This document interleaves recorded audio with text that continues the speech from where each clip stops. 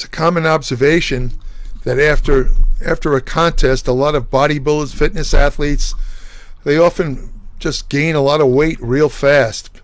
The reason for that, of course, is that they've been on very stringent diets, and when they get off the diet, they basically just shovel in the food, and they gain a lot of weight. Unfortunately, a lot of that weight is body fat, and that's not really good for a number of reasons. But the truth of the matter is that there's a technique that was developed a couple of years ago. It's called reverse dieting. Basically, what it is, to put it in a nutshell, you gradually add calories, maybe 50 to 100 calories a day. As soon as you get off your diet, your contest diet, whether it's low carbohydrate, low calorie, low fat, all of these are stringent diets. And when you get off them, certain changes happen in the body. It's called adaptive thermogenesis. In other words, your body adapts to it can sense that you're not taking in enough calories, so it causes certain changes in the body that it's actually a protective device of the body, but unfortunately it tends to promote body fat gain when you get off the diet, because the changes that occur through adaptive thermogenesis favor fat accretion or gain if you load in a lot of calories. In other words, your body has been adjusted to eating much fewer calories. And if you suddenly add a lot more calories, you're still in adaptive thermogenesis. Those calories are going to turn into mostly fat. Now, what happens? Adaptive thermogenesis. It's caused by a couple of mechanisms. For example, certain hormone changes.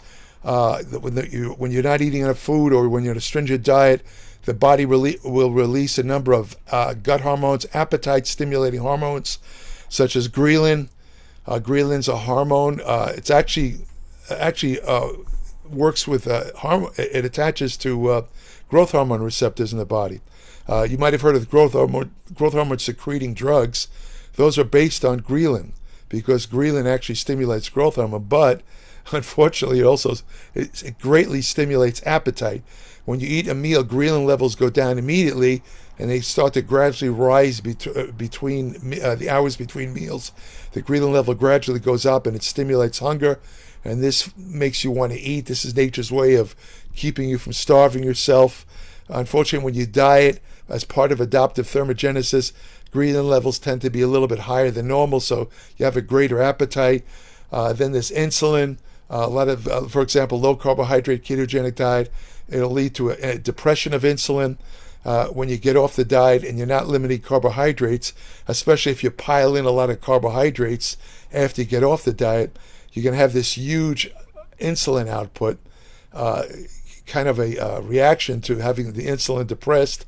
And insulin stimulates body fat. Insulin definitely stimulates body fat. Then there's one called peptide YY, which is in the brain. It increases the craving for carbohydrates. All of these kind of gut, gastrointestinal, and brain peptides stimulate hunger during adaptive thermogenesis. Another feature of adaptive thermogenesis is a decrease in resting metabolic rate. The body senses that you're not taking in enough calories to fully sustain life, especially if you go below your basal metabolic rate. So what it does is it initiates reactions in the body that cause your metabolism to drop. For example, it takes your active thyroid hormone, which is called T4, and the body will now start to produce reverse T4, which is it's an inactive form of T4. But what it does is it has no reaction with your metabolism. So when reverse T4 goes up, your resting metabolism goes down. And then another thing, part of adaptive thermogenesis, is a decrease in exercise activity thermogenesis. When you work out, you stimulate, of course, you stimulate the burning of calories. And if you have a good amount of what they call brown adipose tissue, you'll burn a pretty significant amount of calories. But with adaptive thermogenesis, the activity thermogenesis goes down, so you're not able to burn as many calories as normal because of these adjustments in your body. And then they have another part of adaptive thermogenesis called, which involves a decrease in non-exercise activity thermogenesis, also called NEAT. NEAT is like small little movements, like fidgeting. You ever see these people? They're always moving. They're tapping their feet or doing they're always moving. They never sit still. Basically, that, believe it or not, burns calories. And they found that people who engage in a lot of NEAT, again, non-exercise activity thermogenesis, actually are burning more fat than normal, and they tend to actually stay lean. But when you go on a strict diet, unfortunately, your body decreases the effect of non-exercise activity thermogenesis, and also you get a slow digestion during adaptive thermogenesis. But in other words, the whole purpose of reverse dieting is to offset these effects of adaptive thermogenesis that occurred as a result of staying on a strict diet for an extended period of time. Most people on diets, they say that 95% of people regain all the weight or fat they lost within a year. There's another saying that if you could keep the weight off for 5 years, you have a good chance of staying permanently slim. It takes, believe it or not, that long for the brain to adjust to a new weight. There's various mechanisms, various terms for it. But studies suggest that people lose an average of 5 to 9% of their initial body weight for the first 6 months on a diet. But again, after 5 years, they only maintain about 3%. Maintaining weight loss is difficult, especially as you get older. Most people, as they get past 40, they tend to start putting fat on gradually. The term for that is creeping obesity. In other words, if the fat literally creeps on, you don't notice it. It's so gradual. But you start to get a pot belly. You've seen probably a lot of these even athletes, bodybuilders. They had these small waists, and they look slim most of the time. Then they hit about 40, 50, and especially if they stop working out, they suddenly get a gut, and they don't look like the same person. They get a lot of fat in their face. Well, that's what happens with with the creeping obesity. So the question is it possible to avoid regaining weight? Considering that you have this adaptive thermogenesis effect, is it possible to avoid regaining weight after a diet? It all depends. I mean, if the diet is super strict, if you've stayed on an extended zero carbohydrate diet or a very low calorie diet, it's going to be very difficult not to gain some weight back. So what you can do is do this so-called reverse diet. It varies with individuals, but like I said, it usually involves adding, as soon as you stop the diet, let's say, the day after the contest, instead of binging and just, eating pizza, all this ice cream crap, and loading your body with excess calories, what you do with the reverse diet is gradually add calories, only about 50 to 150 daily calories per week for about 4 to 10 weeks until you've reached your pre-diet calorie intake. In other words, you gradually add calories, let's say 150 a day for let's say 10 weeks, and until you're consuming about the same amount of calories you were consuming before you went on the contest diet or weight loss diet. What you've done there, now you've allowed your body to gradually adjust to the added calories, so you're gradually kind of, blunting adaptive thermogenesis. You're tuning up your thyroid hormones, getting everything ready. So what happens is that there's a much less chance of gaining a lot of body fat. So that's basically what it is. That's what reverse dieting is. And as I said, it's a good way to prevent, if you're worried about, excess body fat, after a contest. Reverse dieting is a good way to, they call it reverse dieting because with dieting, usually you're decreasing calories. With reverse dieting, you're actually adding calories. It's worked for a bunch of people. The best way to see whether it works for you is to try it. But, this is your probably best chance reverse dieting is probably the best way to avoid putting on a lot of excess body fat after you've been on a strict diet for extended times. I'm talking anywhere from 3 to 6 months. Where you've really lowered your carbohydrate, lower your calorie.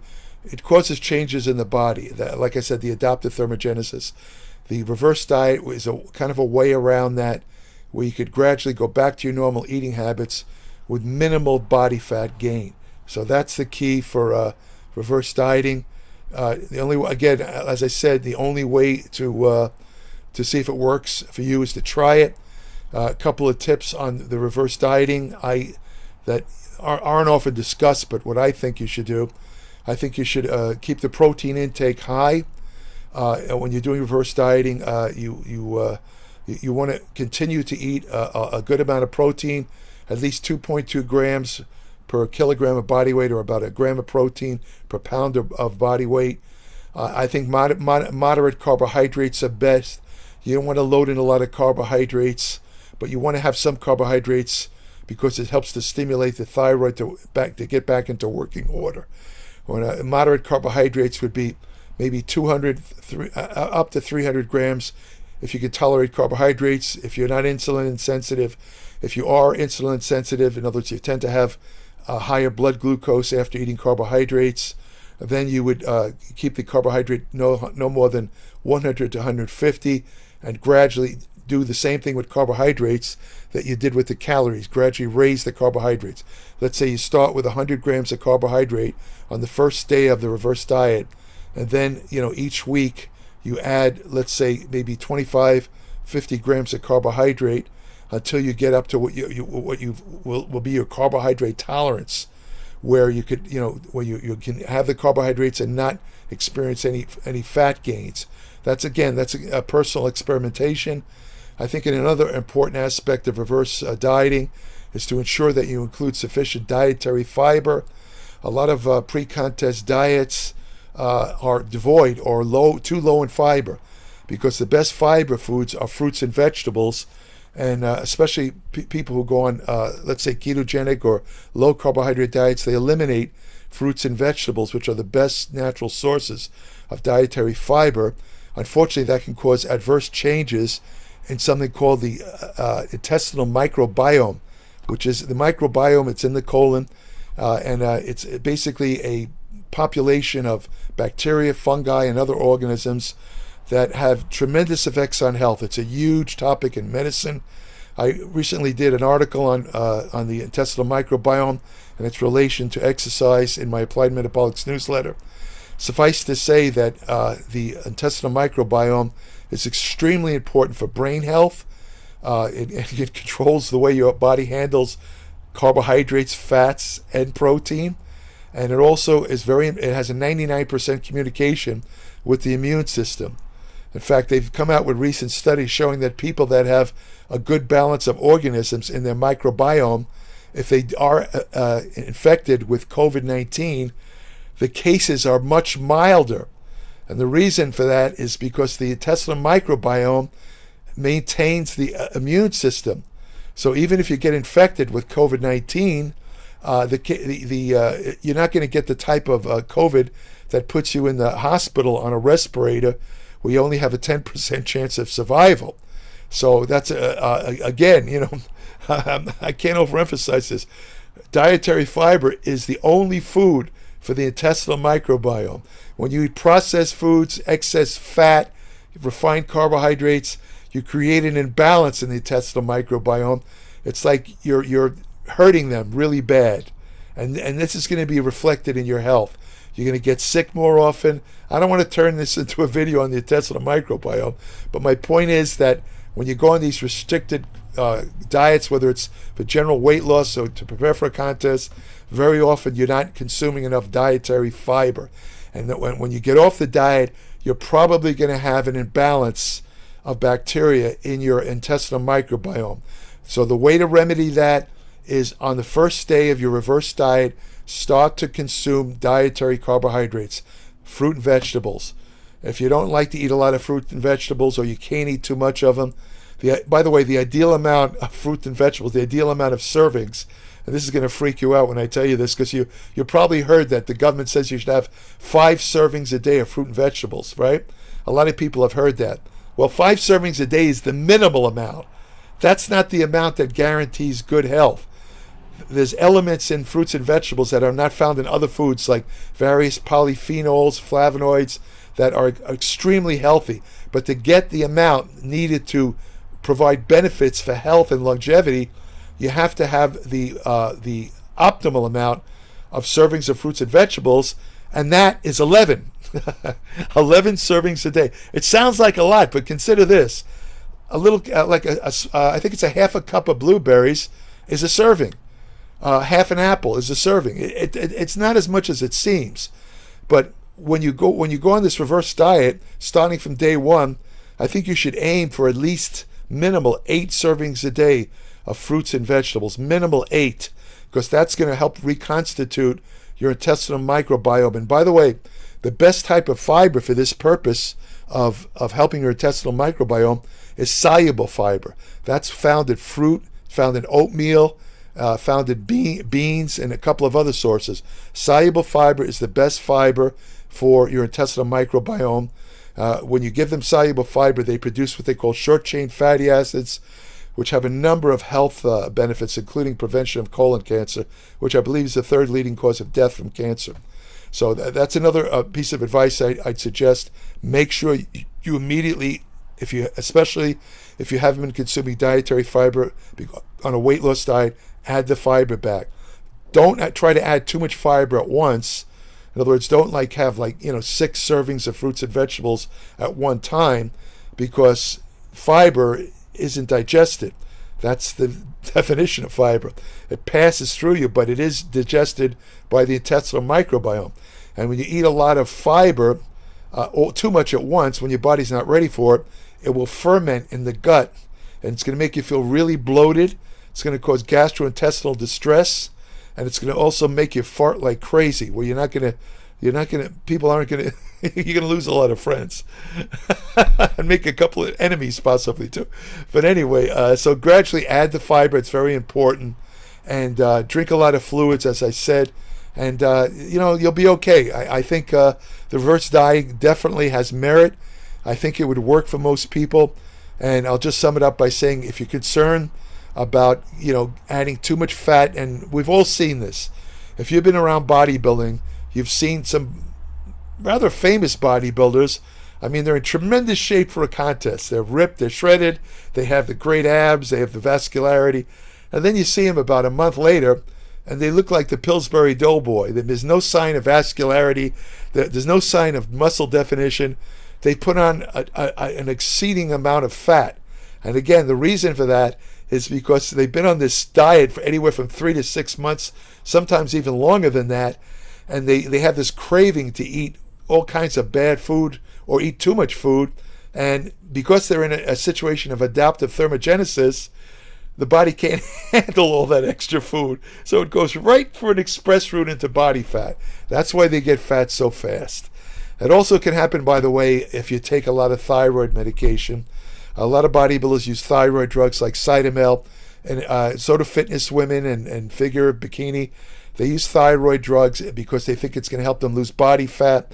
And unfortunately, when you take enough thyroid to cause a loss of body fat, it also turns off, just like taking testosterone or anabolic steroids, turns off your natural testosterone production. When you take a exogenous or a thyroid drug, it turns off your natural production of thyroid hormone. Unfortunately, it takes time for the body, just like it does with testosterone, it takes time for the body to start replacing or synthesizing the normal level of thyroid hormone if you've taken a drug for a while. Now, if you use thyroid drugs for a contest, and let's say you compete and then you suddenly get off the thyroid, now you have, if you've taken enough thyroid to actually promote body fat loss, and you'd have to take a good amount for that. You'd have to take more thyroid than your body makes. If you take only a little bit of thyroid, let's say you take 1 thyroid pill, right? And your body, this is just an example. You take 1 thyroid pill, your body makes 3 thyroid pills. If you take 1 thyroid pill, your body will sense that, it'll release only 2 thyroid pills. You get it? So in other words, to get a real fat loss effect from thyroid, you got to begin with 4 thyroid pills. You get it? You got to take more than your body makes. And unfortunately, that's what depresses the thyroid. When you take more than your body makes, that shuts down your thyroid. And if you get off it suddenly, you have almost no thyroid activity. That means your resting metabolic rate is like about the same as a 3-day-old corpse. So just about anything you eat is going to make you gain weight. So that's another thing to consider. There's ways around that. If you've taken a lot of thyroid for a contest, what I suggest you do is stepwise. When you get off it, don't get off it cold turkey. Do it stepwise. If you just gradually cut the dose down every 2-3 days until you're down to nothing. That'll give your body a chance for your natural thyroid to kick in, and you shouldn't have a problem. So that's about it. I think I covered the waterfront as far as this goes, but if you want more information about nutrition, exercise science, anti-aging research you can use today, effective fat loss techniques, not the garbage that's on these YouTube videos. Jeez. I mean, seriously, I don't know about you guys, some of these YouTube videos, you don't have to know a lot about science to realize they're so bogus crap. The exercises they tell you to do, and I mean, jeez, I saw one the other day. It was telling people to do heavy side bends. Side bends, when you take a dumbbell and kind of go like this to the side.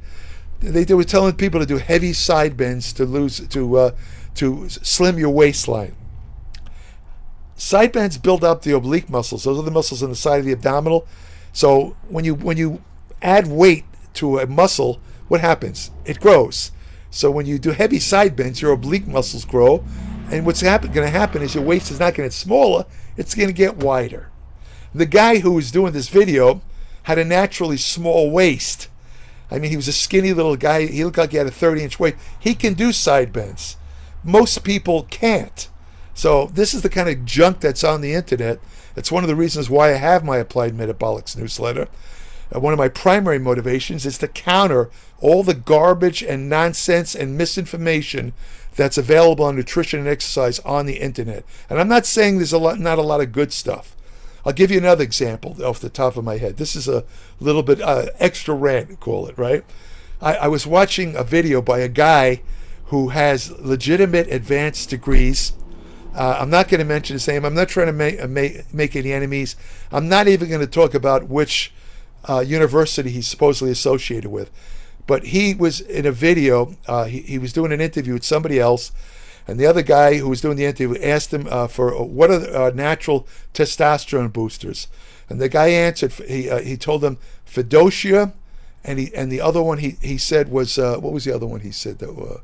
Fedosia, and there was another one. I think it might have been Tribulus. But both of those things don't work. They don't work. There was one other thing it was the turkesterone. Not Tribulus, turkesterone. Turkesterone is a ectosteroid. I talked about that in another YouTube video that I did. Basically, they're insect hormones. Some preliminary research showed that they had anabolic activity.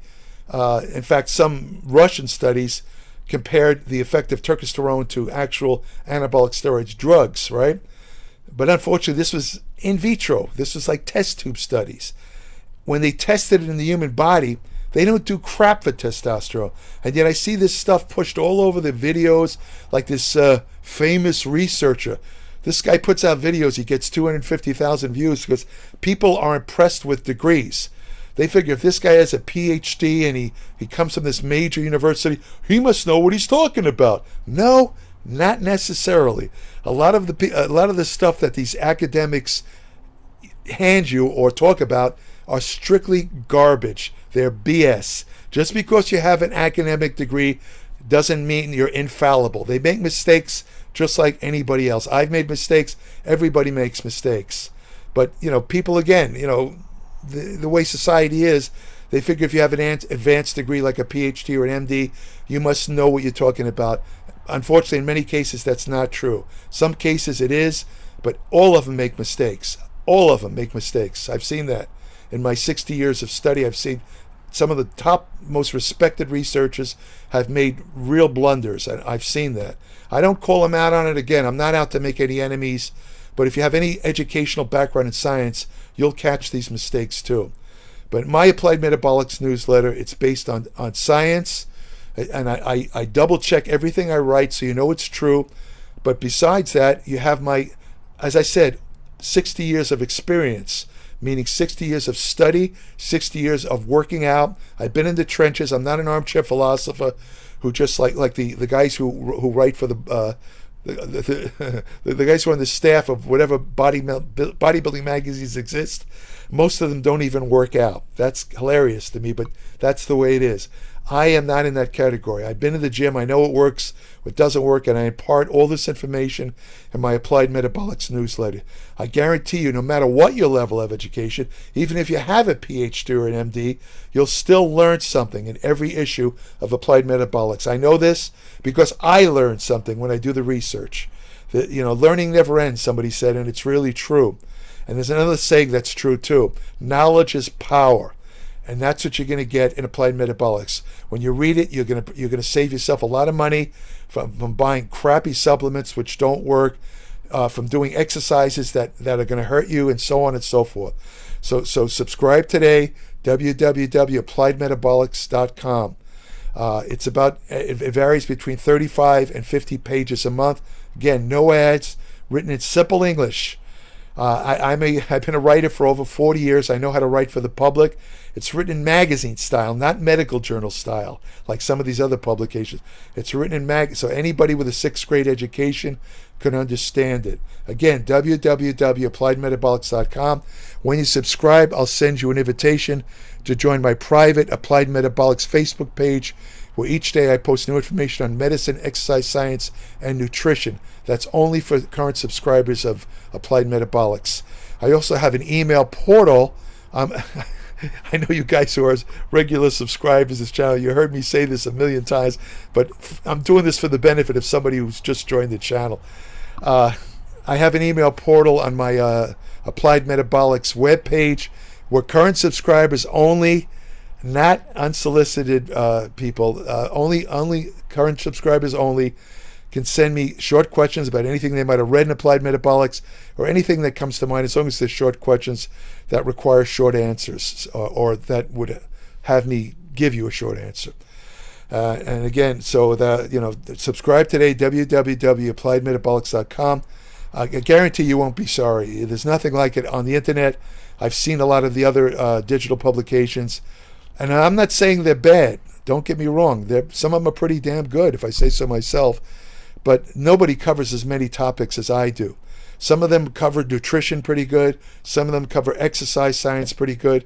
But none of them cover the breadth of, or the depth of material and the variety of material that I do in Applied Metabolics, to the point where there's something for everyone in every issue, even if you don't work out.